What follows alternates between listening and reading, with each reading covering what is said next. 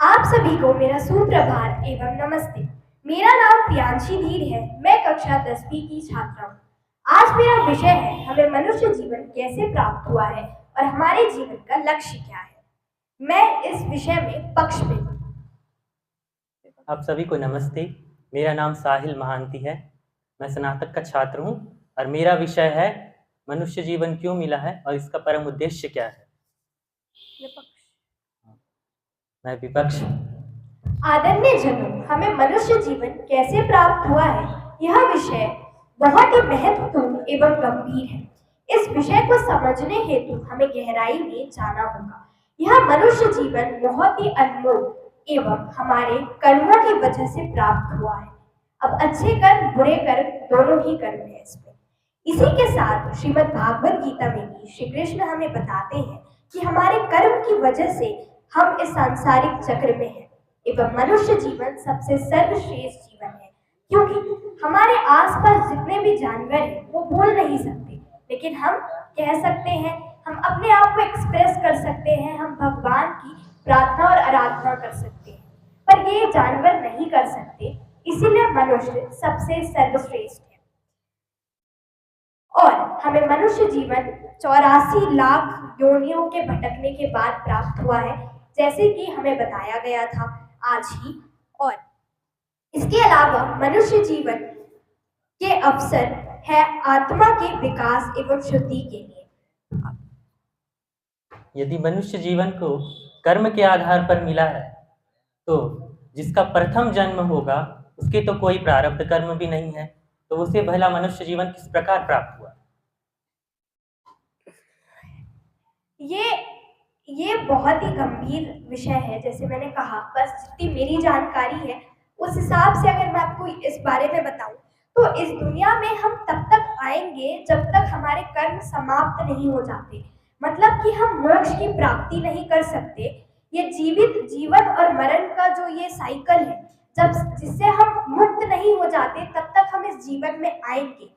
और ये हम मोक्ष की प्राप्ति कैसे कर सकते हैं, अगर मैं आपको इस विषय में बताऊं थोड़ा सा, तो ये श्रीमद् भागवत गीता में भी श्री कृष्ण ने अर्जुन को ये बताया था कि हम मोक्ष की प्राप्ति कर कैसे सकते हैं।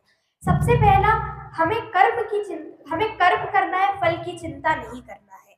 दूसरा, हमें मैं भूलकर, सबने रामायण सुनी या देखी तो होगी, और उसमें ना एक बहुत ही अच्छी शब्द कहा जाता है, रावण को श्री राम ने नहीं मारा था, रावण को रावण के मैं ने मारा था।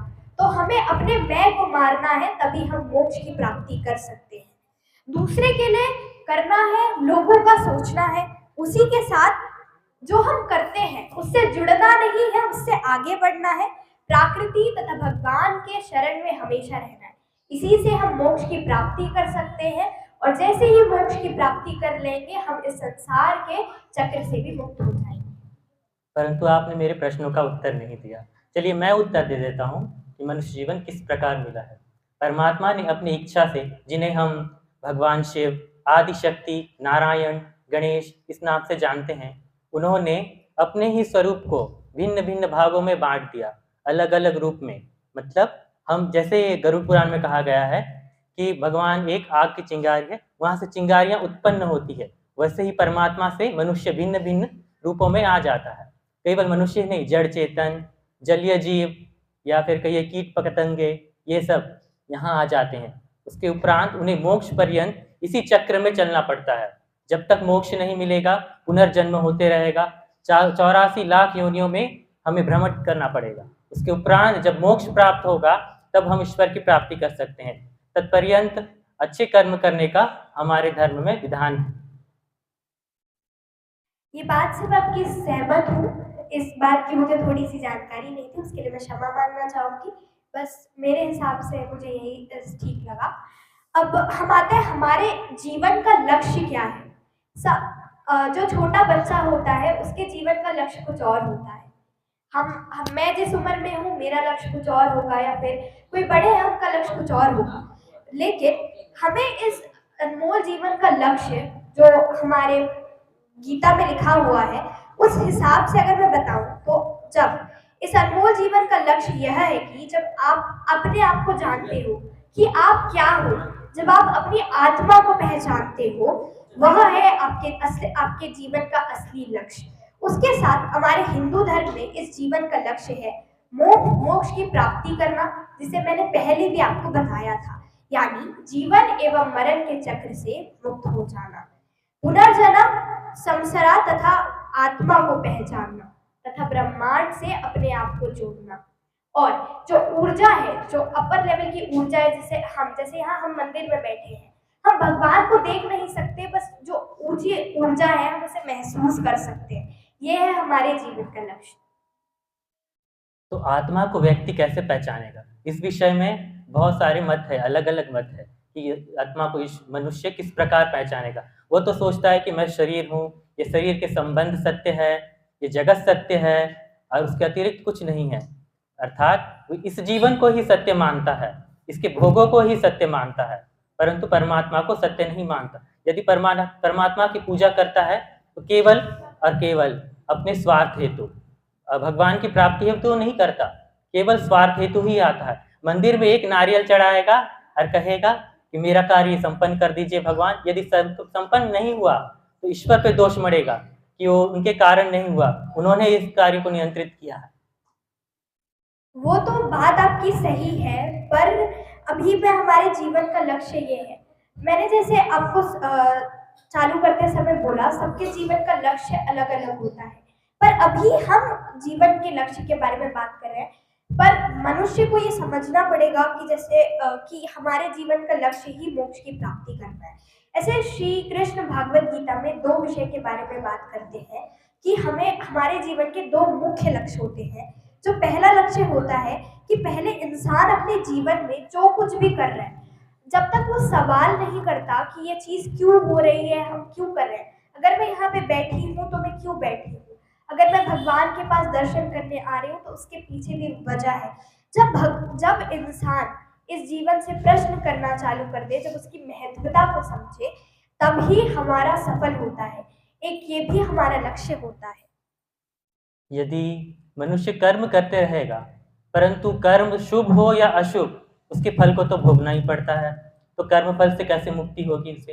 क्योंकि श्रीमद् भागवतम में कहा गया है, अवश्यमेव भोक्तव्यम कृतम कर्म शुभाशुभम। अर्थात कर्म शुभ हो या अशुभ, उसके फल को तो निरंतर भोगना पड़ता है। तो उसके कर्म को भोगने के लिए पुनर्जन्म तो लेना पड़ेगा, चाहे अच्छे कर्म हो या बुरे कर्म हो। तो उससे मुक्ति कैसे होगी? तो यहीं पे एक मोक्ष की जब मैंने बात की कि कर्म दो प्रकार के होते हैं, एक सत्कर्म और जो दूसरा गलत कर्म। तो यहाँ पर हमें सिर्फ सत्कर्म से हमें मोक्ष प्राप्त हो सकता है। मैंने पहले भी ये बात दोहराई थी कि जब इंसान अपने आप में संतुष्ट होने लगे, जब वो ये चीज समझ ले कि मुझे संतुष्टि हर चीज में प्राप्त करनी है, दुनिया के मोह में कुछ नहीं रखा है, जब हम अपने से संतुष्ट होते हैं, आसपास के लोगों से संतुष्ट हो जाते हैं, उसके साथ जब हम ये समझने लगते हैं कि भगवान में ही सब कुछ है और धीरे धीरे मोक्ष की ओर बढ़ते हैं, तभी तो हम परमात्मा को पाएंगे। गलत कर्म तो अक्सर इंसान से हो जाते हैं, पर जब तक वो उससे आगे नहीं बढ़ेगा वो मोक्ष की प्राप्ति ही नहीं कर पाएगा। अब अगर एक छोटा बच्चा होता है, वो कोई गलती करता है तो वो अपनी गलती को सुधारता है, तभी तो आगे बढ़ता है ना। तो वैसे ही मोक्ष की प्राप्ति होती है। कुछ लोग बुढ़ापे में भगवान को मानना चालू करते हैं, कुछ लोग बचपन से उनको शिक्षा दी जाती है तो वो स्टार्ट कर देते हैं। तो वो हमारे ऊपर निर्धारित होता है कि हम अपने गलत कर्मों को अच्छे कर्मों में बदलकर मोक्ष की प्राप्ति कैसे प्रारंभ करते हैं। तो इसमें भगवद गीता में भगवान श्री कृष्ण ये कहते हैं कि कर्म शुभ करो या अशुभ, जो भी कर्म कर रहे हैं उन्हें भगवान के ऊपर अर्पित करना चाहिए। ये सोचकर करना चाहिए कि उनका कुछ नहीं है इस जगत में, निरासक्त होकर कार्य करना चाहिए, मतलब वैराग्य होना चाहिए। अब वैराग्य का अर्थ सब लोग ये निकालते हैं कि घर बार को छोड़ के, परिवारजन को छोड़ के जंगल में जाके तपस्या करना, किंतु ऐसा नहीं होता। प्रत्येक कर्म करते हुए भी उसके बंधन से मुक्त हुआ जा सकता है। केवल उस मोक्ष की प्राप्ति के लिए प्रयासरत रहना चाहिए। जैसे कोई व्यक्ति अगर कर्म कर रहा है, कुछ फल की इच्छा कर रहा है, ये फल मुझे प्राप्त हो जाएगा तो मैं ये कर्म करता हूँ, यदि वो निरासक्त होकर कर्म करेगा तो वो अगर पुण्य हो या पाप, उसका फल उसे नहीं प्राप्त होगा। वो ईश्वर को समर्पित करता है तो ईश्वर स्वयं उसे ग्रहण करते हैं और वो दोनों से मुक्त हो जाता है और इस जीवन के चराचर से अपने आप को मुक्त कर लेता है। यह तो सत्य है। दूसरा मैं आपको एक और बात बताना चाहूँगी भगवद्गीता में ही जो श्री कृष्ण ने दूसरे लक्ष्य की बात कही है, वो यह है कि जब अर्जुन को श्री कृष्ण भागवत गीता के श्लोक समझा रहे थे, तो उस टाइम जो अर्जुन थे उनका श्री कृष्ण से एक मित्र का नाता था। उसी प्रकार श्री कृष्ण श्रीमद् भगवद गीता में कहते हैं कि हर इंसान का, हर व्यक्ति का भगवान से एक अलग रिश्ता होता है। अर्जुन का श्री कृष्ण से मित्र का नाता था। उसी प्रकार मेरा उनसे कोई अलग नाता होगा और उसी नाते को हमें पहचानना होगा, तभी हम मोक्ष की प्राप्ति कर सकते हैं। मैं चाहे भगवान के भक्त के स्वरूप में आऊं या मित्र के स्वरूप में मानूं, बस मेरा भगवान से एक रिश्ता होना चाहिए, तभी हम मोक्ष की प्राप्ति कर सकते हैं। ये तो सत्य है कि ईश्वर से हमारा संपर्क होना चाहिए, अलग-अलग रिश्ते होने चाहिए। बिना बिना किसी संबंध के हम ईश्वर की प्राप्ति नहीं कर सकते। जैसे अ, मानस में कहा गया है, मानस में कहा गया है कि अ, जैसी रही भावना जैसी, जाकी रही भावना जैसी प्रभु मूरत देखी तिन तैसी। जैसे मेरी भावना रहेगी, मैं माँ जगदम्बा को अपनी सहेली मानूँ या सखी मानूँ, तो मेरी सखी रूप में वो प्रकट होंगी। यदि मैं मानूँ कि वो मेरी माँ है, तो माँ के रूप में, यदि मैं मानूँ कि वो बहन है, तो बहन के रूप में प्रकट होंगी। उस भाव से उनका अगर हम पूजा पूजा नहीं, उनका भक्ति करते हैं, तो अवश्य ही हमें मोक्ष की प्राप्ति होगी। जैसे कि मीराबाई सब जानते हैं, वो श्री कृष्ण की बहुत ही बड़ी आराध्य, वो श्री कृष्ण को अपना आराध्य मानती थी। उनके साथ बहुत ही बुरा होने के बावजूद भी उन्होंने श्री कृष्ण के ऊपर बहुत भरोसा किया और आखिर में तो उनको मोक्ष मिला ना। वो दिन भर श्री कृष्ण जपती रहती थी। सिर्फ वो ये कहती, उन्होंने अनेक कविताएं लिखी हैं जिन्हें हमारी पुस्तकों में भी उनका विवरण किया गया है। वैसे ही जैसे मीराबाई एक बहुत ही अच्छा उदाहरण है श्री कृष्ण को अपना आराध्य मानने के लिए। हम किसी को भी अपना आराध्य मानकर मोक्ष की प्राप्ति अवश्य कर सकते हैं। ईश्वर को मानने के लिए किसी एक ही भगवान, जैसे यहाँ पे माँ जगदम्बा है, तो लोगों मतलब अलग-अलग मत होता है, सबका अलग-अलग प्रिय होते हैं भगवान। अब लोग मोल कहेंगे कोई संप्रदाय ऐसे बाँट दिए गए हैं, किंतु ये अनुचित है, क्योंकि परमात्मा एक ही है, उनके अलग-अलग भिन्न-भिन्न रूप हैं। माता जगदम्बा भी वही है, भगवान शिव भी वही है, कृष्ण भी वही है, राम भी वही है। अगर अब हम राम की पूजा करते हैं और कृष्ण का अनादर करते हैं, तो ये गलत बात है। जैसे शिव की पूजा करते हैं और नारायण को अनादर करते हैं, तो वो गलत बात है। भगवान हर जगह उपस्थित है, हर देव में उपस्थित है, उनमें कोई भिन्नता नहीं, सब एक ही है, किंतु अलग-अलग रूप में हम उनकी पूजा करते हैं, अलग-अलग इच्छा से हम उनकी पूजा करते हैं कि वो हमारे मतलब उनका संबंध उनसे अलग होता है। जैसे यदि मैं माँ जगदम्बा से अपना हृदय स्थापित करता हूँ, तो मैं माँ जगदम्बा की पूजा करूँगा। माँ जगदम्बा की पूजा करने के साथ-साथ मुझे श्री शिव भगवान की, नारायण की, गणेश जी की सबकी कृपा प्राप्त होगी। ऐसा कुछ नहीं है कि अगर यदि मैंने गणपति की पूजा की तो माँ जगदम्बा नाराज़ हो जाएगी, या शिव की पूजा की तो श्री कृष्ण नाराज़ हो जाएँगे, ऐसा कुछ भी नहीं है। सब एक ही है और एक ही तत्व है। हम सबके भीतर माँ जगदम्बा विराज करती है। यह तो सत्य है। मैंने ऐसा कुछ नहीं कहा कि हमें एक ही भगवान को अपना आराध्य मानना चाहिए। सारे भगवान एक ही हैं, इस बात से मैं बिल्कुल भी आपकी एग्री करती हूँ। अंत में मैं आप सभी से यह कहना चाहूँगी कि हमारे जीवन में एक लक्ष्य तो होना ज़रूरी है, पर उसके साथ-साथ हमें अपना आराध्य होना भी बहुत ज़रूरी होता है। कि जैसे हमारे जीवन में गुरु ज़रूरी है, वैसे ही हमें भगवान स्वरूप एक आराध्य होना चाहिए। हमारे जीवन में हमें हर मुश्किलों में हमारी सहायता करे, हमें हर परेशानियों से आगे बढ़ने में मदद करे।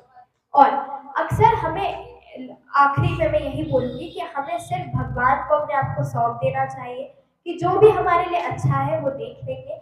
हमें उस चीज़ की चिंता करने की बिल्कुल ज़रूरत नहीं है। अच्छे कर्म करने चाहिए, अच्छे लोगों के साथ रहना चाहिए और इस दुनिया के लिए और लोगों के लिए भला करना चाहिए। आपकी बात से मैं पूर्ण रूप से संतुष्ट हूँ कि ईश्वर की प्राप्ति करने हेतु हमें किसी से द्वेष भावना रखने की आवश्यकता नहीं है। अपने रूप में, अपने कार्य में संतुष्ट रहे, ईश्वर की प्रार्थना करें एवं सबका हित करें, तभी जाकर ईश्वर की प्राप्ति होगी। ये मनुष्य जीवन बहुत दुर्लभ से मिला है। दुर्लभो मानुष देह, देहिनाम क्षणभंगुर, अर्थात मनुष्य जन्म दुर्लभ है। अरे जो देह है वो क्षणभंगुर है।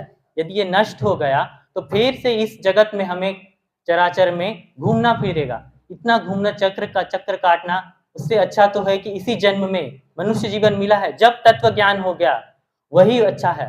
जैसे ही हमें पता चला कि ये मनुष्य जीवन कितना उपयोगी है, हमें इसके ऊपर कार्य करना चाहिए, ना कि सांसारिक भोगों के पीछे भागना चाहिए। अन्यथा इसी चक्र में घूमते रहेंगे। देवी भागवतम में माँ कहती है कि जो भक्त उनका आराधना करता है और निश्चल भाव से कर्म की फल की इच्छा किए बिना केवल कर्म करता है, उससे निरासक्त रहता है, माँ उससे अधिक प्रसन्न होती है और उसे मोक्ष प्रदान करती है। यह तो सत्य है, पर एक मेरा हमेशा से सवाल था जो मैं आपसे करना चाहूंगी कि हम सांसारिक भोगों में भी रहकर मोक्ष की प्राप्ति कर सकते हैं, क्या ये आपके हिसाब से सत्य है या फिर असत्य है? जी, सत्य है। संसारिक भोगों को भोगना है, लेकिन धर्म अनुसार। धर्म से हमें क्या मिल रहा है? अधर्म नहीं करना और उससे निरासक्त रहना है। यदि हम आसक्त रहेंगे, जैसे कुछ भोग है, मैं धन की लालसा करता हूँ, धन की अपेक्षा करके कर्म करता हूँ कि मुझे वो धन मिल जाए। यदि मैं धन की अपेक्षा करके किसी के साथ गलत कार्य करता हूँ, तो ये हमें कर्म भोगों में बांधेगा। भोगते हुए भी मनुष्य निरासक्त रह सकता है। जैसे भगवान श्री कृष्ण, उन्होंने सब सुख भोगा, दुख भी भोगा, किंतु वो निरासक्त रहे। हर क्षण, हर प्रतिपल वे उनके मुख में एक मुस्कान सदैव रही, संतुष्टि का। उनके कभी कष्ट नहीं हुआ, हमेशा संतुष्ट रहे। यह तो सत्य है। तो उसके साथ मनुष्य जीवन में बहुत से संघर्ष आते हैं। अब कभी कभी ये होता है मनुष्य के साथ कि अनेक संघर्षों के बाद मनुष्य हार जाता है और भगवान को कोसने लगता है कि मतलब वो भगवान की प्रार्थना तो कर रहा है, पर एक उसके जीवन में ऐसा क्षण आता है जहाँ बहुत सी मुश्किलें आती हैं, तो वो भगवान को कोसने लगता है कि मैं आपके सामने इतना कुछ किया, मैंने सब कुछ किया, उसके बाद भी मेरे जीवन में इतना कष्ट है। तो इस पर आप क्या कहना चाहेंगे? यदि मनुष्य के मन में नियंत्रण होगा, उसका मन में नियंत्रण होगा कि ये जो सब चीज भौतिक वस्तुएं हैं, यदि भौतिक वस्तुओं से निरासक्ति ही हो जाएगा, तो यदि वो पूजा पाठ कर रहा है, चलो भगवान को बोल रहा है कि मुझे ये वस्तुएं दे दो, यदि भगवान ने नहीं दिया, ये वस्तु नहीं दिया, तो और उसे दुख हुआ, मतलब उसे अभी पूरा मन में नियंत्रण नहीं है, वो अभी भी इस संसार में निर्लिप्त है।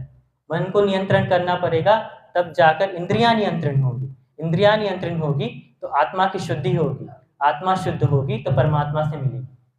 अंत में एक और आप सभी से यही कहना चाहूंगी कि मनुष्य के जीवन में बहुत से संघर्ष होते हैं, चाहे वो मेरे जीवन में हो, आपके जीवन में हो, या आपके आस पड़ोस के जीवन में हो। हमें हर क्षण संघर्ष झेलना पड़ेगा, पर उसके साथ हमें भगवान की आराधना हमेशा करती रहनी चाहिए।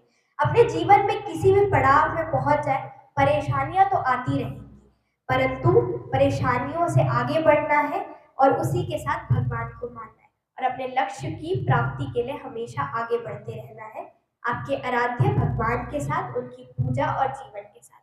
जय श्री राम। आप सभी का दिन शुभ हो। धन्यवाद। साधन धाम मोक्ष कर द्वारा, पाई न जई सद परलोक सधारा। मतलब मनुष्य का जीवन मोक्ष पाने के लिए ही बना है। मोक्ष का अर्थ क्या होता है? ईश्वर की प्राप्ति, केवल ईश्वर की प्राप्ति मनुष्य का जीवन, क्योंकि जड़ चेतन में वो क्षमता नहीं है कि वो ईश्वर को प्राप्त कर सके, लेकिन मनुष्य जीवन मिला है, इससे ईश्वर को प्राप्त कर। शिव पुराण में, गरुड़ पुराण में, यहाँ तक कि कठोपनिषद में जब यमराज से नचिकेता प्रश्न पूछते हैं कि आत्मा का मृत्यु के बाद आत्मा से क्या होता, आत्मा का क्या होता है, तब नचिकेता को उत्तर देते हुए यमराज कहते हैं कि हे नचिकेता, इस मनुष्य जीवन का जो अर्थ है वो केवल मोक्ष है। मनुष्य को जीवन में श्रेय और प्रेय दो प्रकार के कार्य मिलते हैं। श्रेय का अर्थ होता है जो श्रेष्ठ कार्य है, जिसे करना चाहिए, प्रिय का जो उसे पसंद आ रहा है। लेकिन जो बुद्धिमान होता है दोनों में मनन करता है और श्रेय कार्य को चुनता है। श्रेय का अर्थ होता है कि वो अच्छे कार्य को चुन रहा है, मतलब ईश्वर की प्राप्ति को चुन रहा है, और प्रिय का अर्थ होता है कि वो मन इस संसार के भोगों को स्वीकार कर रहा है, भोगों में निर्लिप्त हो रहा है। तो उनसे जो जब तक मनुष्य का कामना से मुक्ति नहीं होगा तब तक वो इस संसार में विचरण करते रहता है। और जब मनुष्य पूर्ण रूप से कामना रहित हो जाता है, जो मिला उसमें सुख और जो ना मिला उसमें भी सुख, सुख मतलब समभाव रहता है, ना सुख का ना दुख का, समभाव रहता है, उसे कोई अपेक्षाएं नहीं रहती, केवल उसे ईश्वर की ओर जाना रहता है, तभी जाकर वो ईश्वर की प्राप्ति कर सकता है। भगवान कृष्ण कहते हैं कि जो भी कर्म करो उन्हें उन पे अर्पित कर दो, कुछ भी कर्म करो, नहाओ धो खाओ पियो उन्हें अर्पित कर दो, जो भी कर्म करते हो उन्हें अर्पित कर देने से उन कर्मों का दोष हमें नहीं लगता और हम कर्म से मुक्त होकर ईश्वर की ओर अग्रसर होते हैं। धन्यवाद।